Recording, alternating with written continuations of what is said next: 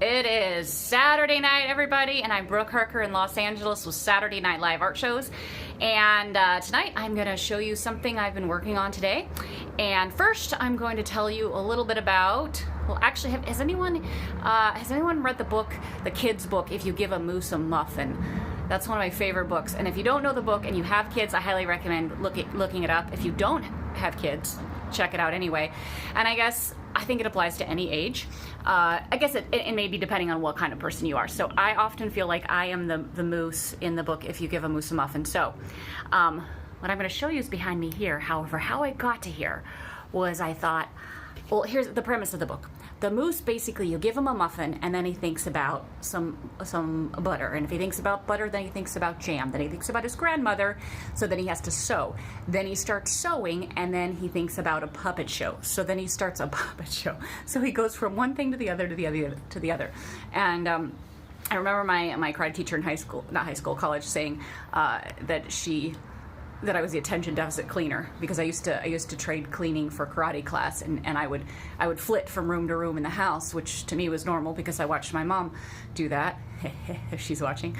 But I kind of love days like that when it's just going from one thing to the next and doing whatever is whatever is the inspiration next. So this right here behind me is my holiday cards that I just started for 2022. So I went outside just for a minute and I was just going to varnish some paintings. However, in order to varnish the paintings, I had to get them out. Then the curtains fell down. Then I thought, how about I wash the curtains? And then while I was washing the curtains, I thought it would be a good idea to clean the vines.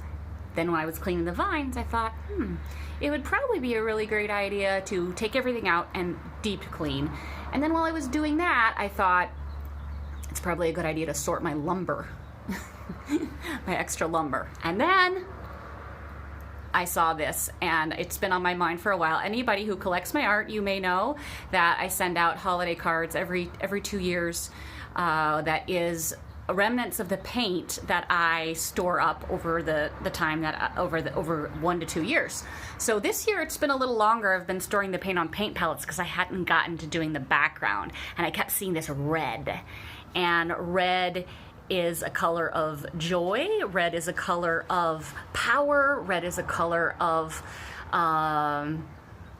a lot of things. And I'm currently been in an art history class with John Paul Thornton. If anybody has heard of him, he wrote the book Art and Courage, and I learned so much about red. And did you know that red originally comes from insects? Still does. So I'm going to flip this. Let me see how I can flip. How do I? Okay. Let me see. I'm gonna flip it around. So this is not very exciting to show you. Oh, it looks kind of pink now, but it's actually much more red. Oh, that makes it more red. So basically, this is the background for where I will be making all the holiday cards. So if you want to be one of the people that gets one of my original cards, you still have time. You have until 2022, most likely. Now, what I also want to say about this, about the red, is that oftentimes people say things like, oh, I could paint abstract. That looks like a kindergartner did it.